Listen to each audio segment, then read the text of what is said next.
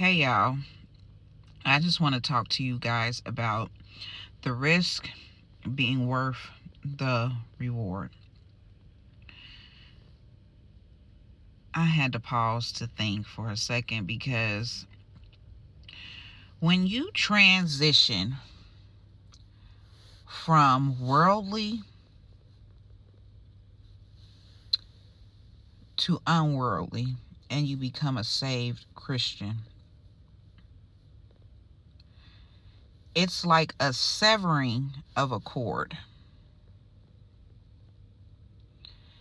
And an example of this also is like being a amputee patient. Studies have shown that there are some amputee patients that have gotten parts of their body removed, and randomly they'll have spasms or they'll experience events or sudden pains where they feel like the limb is still there.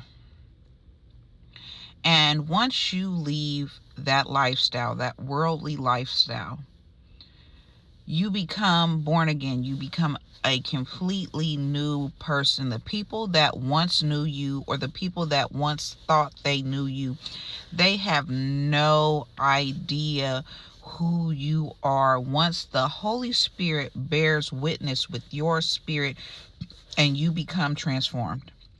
They don't know you anymore. And so thoughts will arise, feelings will arise, situations will arise from that old lifestyle, like the limb you used to have that you no longer have. It will pop up and be an illusion of what used to be that is no longer so. And so it is very vital and it is very important to stay grounded and to pray, fast, worship, and read your word. Mainly worship and prayer, because worship grounds you, gets you back in the presence of God, or just gets that funk away. It just makes those negative spirits flee. Or prayer, that guidance, that direction, that direct fellowship with God and the Holy Spirit to help you get those downloads of information of what to get next. So many people suffer from what used to be and let it affect their now, because what was and not what is. When you're walking into situations, I was joking with my husband last night. I told him, he said, the main thing is people have faith and need to have faith. If you don't have faith, then nothing will work. And I'm like, you know what?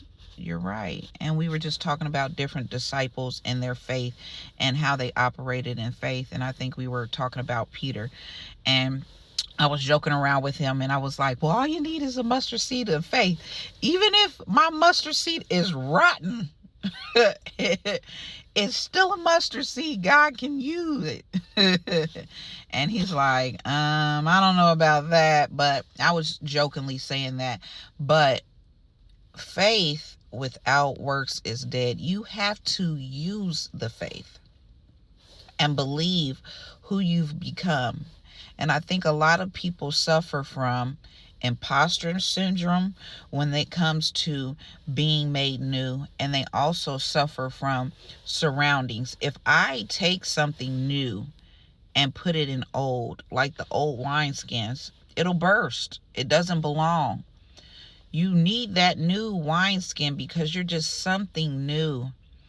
And as you step out of what was and you step into what is, you can't let what was stop you. There will be a lot of attacks sent to stop you, but you cannot stop. You cannot stop. You have to put the pedal to the floor and keep going. You have to press towards the mark. Every disciple into the very last end continue to press towards the mark. And I don't know who needs to hear this today, but if you're needing a little bit of encouragement, put your faith in God, trust in God wholeheartedly, whatever that might look like for you. Because God works miracles. God works miracles. I love you guys. Make sure you're praying, fasting, worshiping, and reading your word.